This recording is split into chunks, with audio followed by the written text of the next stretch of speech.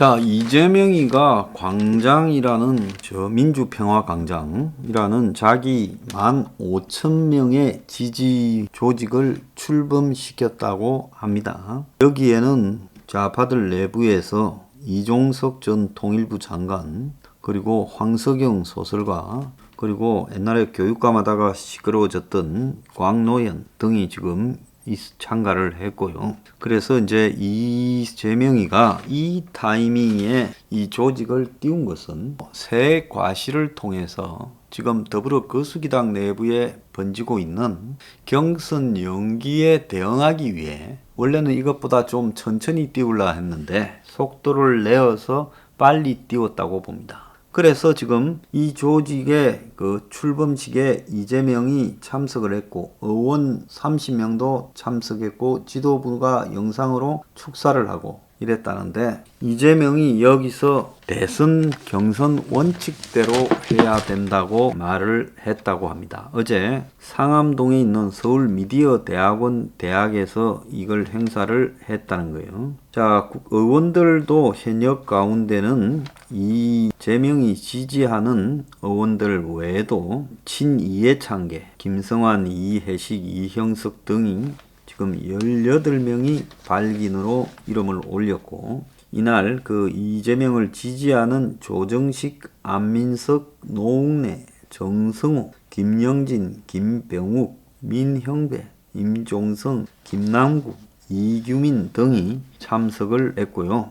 자, 이랬다는 거예요. 서울대 우희정 교수, 하성창 옛날 청와대 수석 이런 자들도 참석했다고 합니다. 그래서 이재명이 이 자리에서 저출산, 실업, 청년 문제, 세대 갈등으로 대한민국이 여러 문제의 원천이 저성장에 있다. 공정성을 회복하는 것이 성장 잠재력을 끌어올리는 거다. 이렇게 말했습니다. 자, 여기에 대해서 한마디를 하면요. 대한민국만 저성장이 아니라 세계적으로 저성장이고, 아무리 성장 잠재력을 동원해도 성장력을 끌어올리기는 저는 어렵다고 봅니다. 저성장 시대에 적응하는 것이 솔직한 이야기죠. 세상의 흐름과 이렇게 반대되는 이야기를 하면 좀 없어 보이잖아요.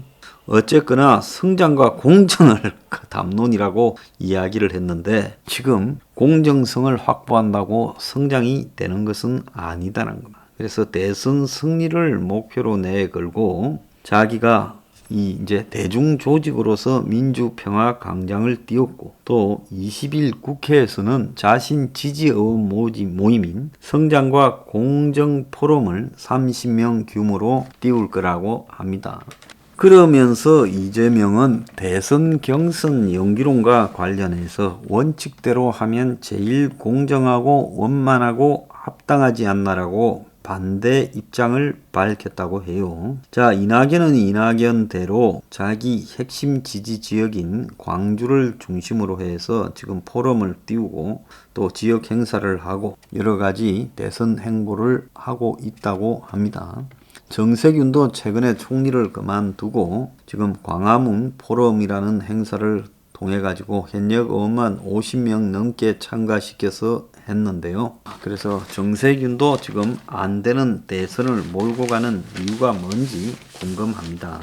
자, 이재명이 친문을 중심으로 이렇게 이제 띄우고 있는 경선 연기론에 대해서 이야기를 많이 하고 있어요. 자, 이날도 서울 여의도 호텔에서 열린 비주거용 부동산 공평과세 실현이라는 토론에 참석해서 경선 연기론에 대해서 자, 원래대로 하자 이렇게 말을 했습니다. 그래서 지금 더불어 거수기당은 대선 180일 전까지 후보를 뽑게 돼 있어서 이재명은 9월 달에 후보를 정하는 현행대로 하게 되면 현재 5월 달이니까 넉 달만 버티면 대선 후보가 될 거다라고 생각하고, 당 밖에는 외곽 조직을 띄우고 또 지지 의원 모임도 띄우고 이러면서 조직을 하고 있고, 노무현의 사이 곽상은이 참석했고 또 이해찬이가 열심히 돕고 있고 양정철이도 여기 붙었다. 지금 이런 이야기가 나오고 있어요.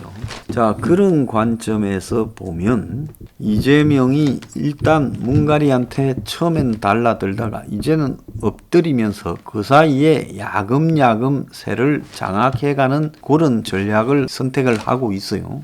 최근에 이제 윤석열과 견주어서도 지지가 이제 상당히 올라와서 어떤 조사에는 이기고 어떤 조사에는 조금 지고 또 양자 대결도 크게 차이가 나지 않는 상황이고 또 아주 산만할 정도로 지금 뭐 과세도 이야기하고 또 노동경찰이라고 근로감독관 문제도 이야기하면서 많은 이야기를 하고 있습니다.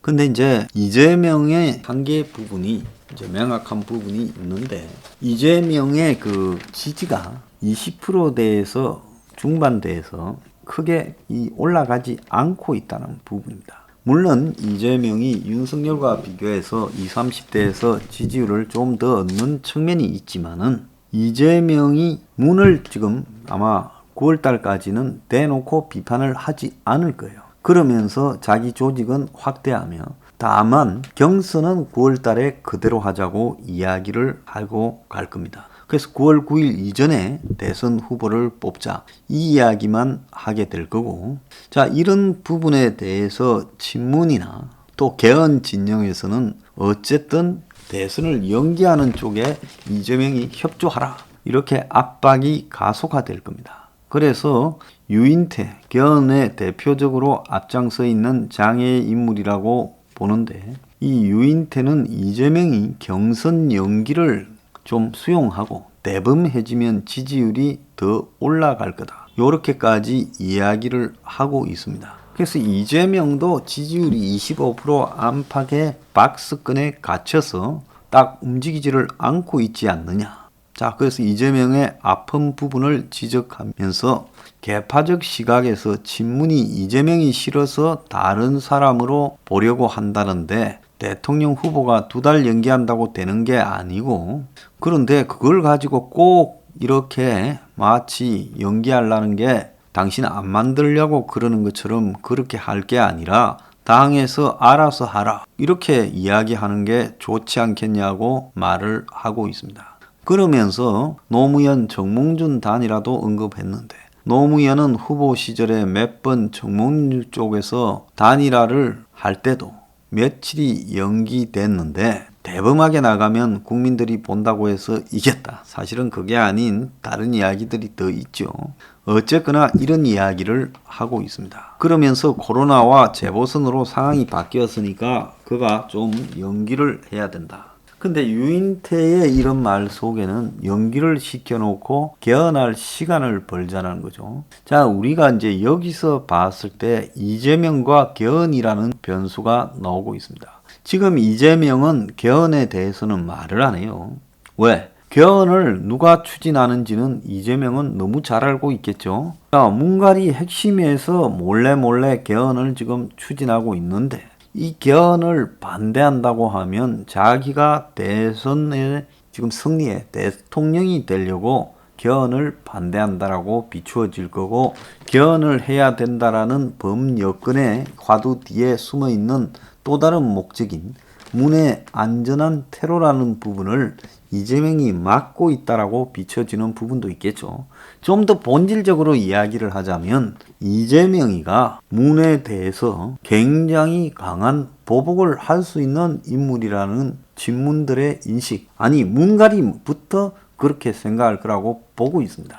안희정이를 두들겨 잡을 때 문가리 초기죠. 그때 누구도 안희정에 대해서 구원에 나서지 않고 자기의 유력 주자 안희정이 순식간에 난도질대에서 그냥 해체돼 버렸습니다. 그리고 그 다음에 이제 이재명도 제거하기 위해 여러 가지 의혹들이 제기되었고 그래서 이재명이 제거될 뻔하다가 여권 내부에 말리는 사람도 있고 이재명까지 제거해버렸을 때 자기를 놓고 벌어질 다양한 이 퍼즐에서 쓸 수 있는 카드가 제한된다라는 이런 문제 때문에 이재명을 살려는 놨지만은 그렇다고 이재명을 밀어주겠다라고 하는 것은 아니었습니다. 당분간만 살려놓고 자 죽다 살아났으니 말 들으라고 했어요. 근데 이재명은 또 살금살금 대선 행보를 하고 있고 양정철이나 이해찬 같이 친문 핵심 역할을 해야 될 사람까지 이제 다 끌어들였어요.